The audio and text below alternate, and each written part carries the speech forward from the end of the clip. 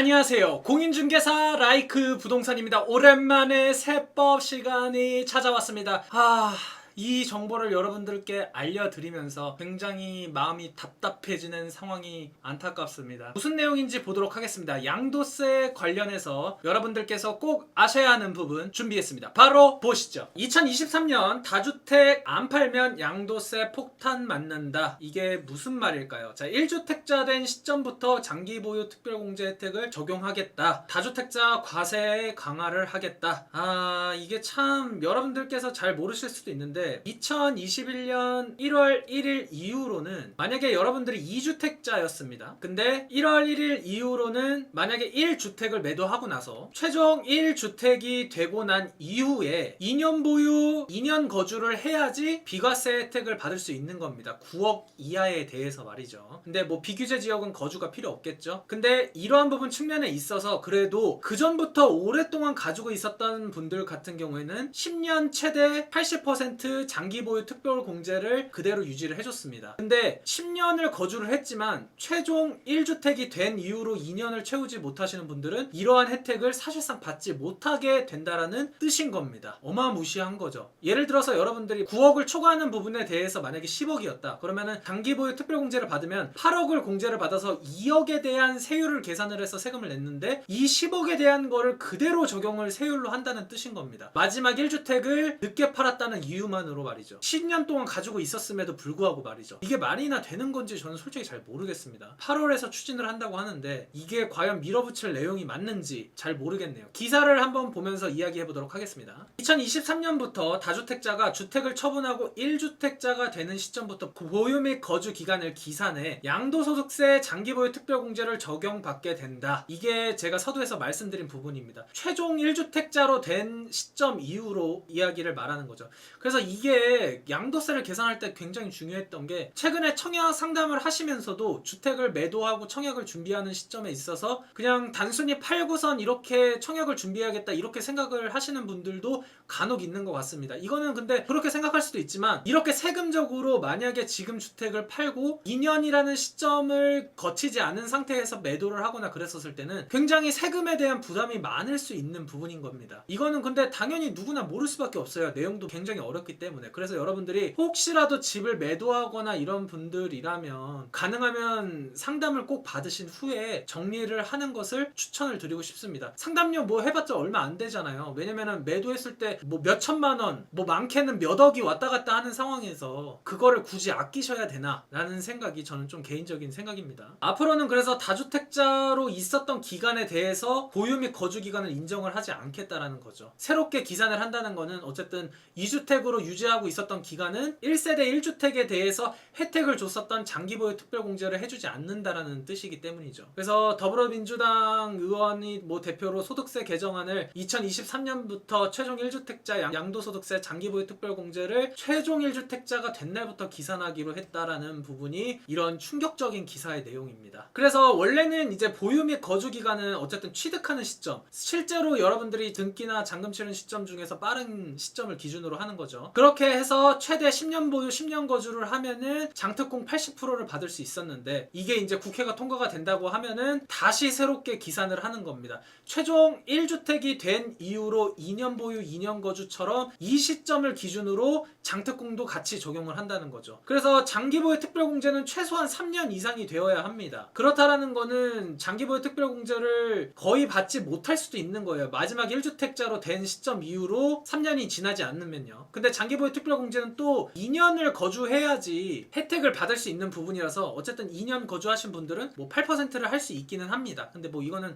그냥 진짜 일부분에 속하는 부분이기 때문에 이건 뭐 별개로 하고 어쨌든 굉장히 많이 줄어든다. 그렇기 때문에 세부담이 굉장히 높아진다는 것을 알 수가 있죠. 8월 임시국회에서 추진을 한다고 하니까 이 부분은 어쨌든 잘 봐야 될 것 같고, 그리고 지난해 1세대 1주택 양도세 감면에 대해서 9억을 12억으로 상향하는 부분에 대해서도 굉장히 말이 많았습니다. 왜냐면 이렇게 되면은 장특공을 또 못 받는 거예요. 장특공이 축소가 되는 겁니다. 여러분들이 12억까지 늘어나는 게 좋다 막 이렇게 따질 게 아니라, 만약에 예를 들어서 여러분들이 그 전에 집값에 비해서 되게 많이 상승이 돼서 뭐 한 18억, 19억이 됐다, 그렇게 따지면은 사실상 9억을 초과하는 부분에 대해서 장특공을 받았었던 게 더 유리했습니다. 근데 이렇게 상향을 하고 장특공을 줄이다 보니까 굉장히 많은 분들이 이제 불만이 많이 있었던 거죠. 이 부분입니다. 장특공 비율을 최대로 30% 줄인다라는 부분. 이거를 뭐 자세하게 설명드리면 끝이 없기 때문에 그냥 많이 줄였다. 9억까지 공제해주던 거를 실거래가 12억까지 공제를 해주면서 뭔가 확대된 것처럼 보였지만 안에를 파고 들어가서 봤더니 다른 부분에서 혜택을 줄여놨다. 조삼모사라고 하나요? 2개 줬다가 3개 주는 게, 어쨌든 3개 줬다가 2개 주는 거랑 같지만, 이거는 2개 줬다가 3개 준 거를 3개 줬다가 하나로 줄여버리는, 총액이 5에서 4로 줄어든 이러한 느낌이라고 보시면 될 것 같습니다. 세무사분께서는 2023년까지 다주택을 어쨌든 처분을 해서 공급 물량을 늘리게 하겠다라는 생각인데, 이렇게 한다라는 거는 사실상 더 집을 안 팔 가능성이 높습니다. 왜냐면은 이거를 하나를 팔더라도 다주택자 분들께서 팔지 못하는 이유가 뭐죠? 지금 양도세가 너무 높습니다. 세율이. 그리고 임대사업자까지 축소를 하다 보니까 부담이 너무 커요. 보유세를 내는 게 차라리 더 이득일 수가 있는 겁니다. 23년까지 팔라고 이렇게 해버리면은 과연 팔까요? 저라면 안 팔 것 같습니다. 양도세 중과를 줄여준다라든지 이러한 측면에 있어서 혜택이 있어야지 매물을 내놓을 텐데, 23년까지 팔지 않으면 양도세 축소되니까 무조건 팔아라, 이거는 정말 말이 안 되는 겁니다. 그래서 이러한 부분 측면에 있어서 여러분들이 꼭 아셔야지 될 것 같아요. 그래서 조금 내용을 더 보면은, 어쨌든 다주택자 전력이 있으면은 10년을 살았어도 양도세 공제가 0원이 될 수도 있다라는 겁니다. 이거는 뭐 양도세의 0원 측면이 아니라 공제되는 비율이 어쨌든 줄어든다는 거예요. 이거는 여기서 이제 사례를 보면은, 어쨌든 최종 1주택, 만약에 음마아파트를 갖고 있었다라고 치면은 양도세가 10년 보유 10년 거주를 해서 5,500만 원만 냈었는데 2억 2,300만 원까지 늘어나게 되는 거죠. 그러다 보면은 이제 주택 매각 의사가 이제 없어지는 겁니다. 여기 전문가라고 얘기를 하네요. 뭐 저의 의견도 동의합니다, 이 부분에 대해서.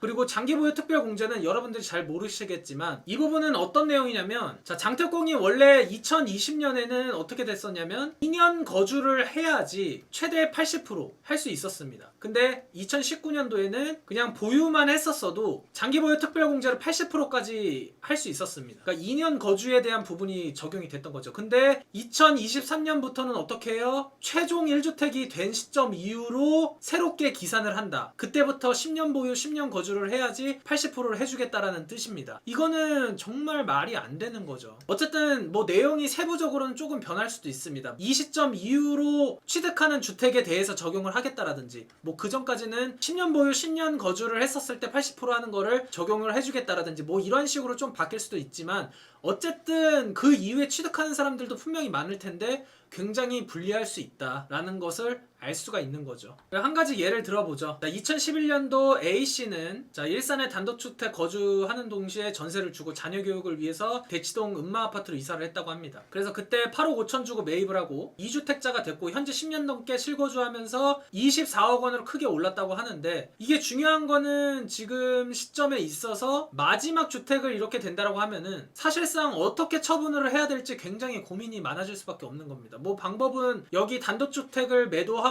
어쨌든 1주택 포지션으로 가는 게 나을 수도 있기는 하겠지만, 피치 못하게 2주택을 유지할 수밖에 없는 상황일 수도 있잖아요. 그래서 약간 이러한 측면에 있어서 비상이 걸렸다고 하네요. 최종 1주택이 된 시점 기준으로 했었을 때 은퇴 시점이 2025년인데 15억 초과 양도 차익에 대해서 이 부분은 약간 좀 수정이 필요할 것 같네요. 자, 9억 초과입니다. 9억 초과. 자, 양도세는 9억 초과 부분에 대해서 장기 보유 특별 공제를 사실상 거의 받지 못하니까 굉장히 많은 양도세를 지불하게 된다라는 뜻입니다. 그러니까 기존 같았으면은 2주택이라도 1주택으로 남은 시점에 있어서 혜택을 받을 수 있었지만, 이제는 마지막 최종 1주택으로 인해서 보유 및 거주를 다시 기산을 한다고 하니까 정말 충격적인 거죠. 그래서 계산을 해보면 양도세가 5천만 원대였던 게 거의 5배 정도에 가까운 2억 2,325만 원이라는 돈을 내게 되는 겁니다. 이 정도면은 웬만한 수도권 지역에 좀 오래된 구축 아파트를 살 수 있는 정도 금액이 세금으로 나가는 겁니다. 아, 어마어마하죠. 뭐 9억에서 12억 초과 부분으로 뭐 계산을 했다고 하는데 뭐 이거는 크게 생각 안 하셔도 됩니다. 어쨌든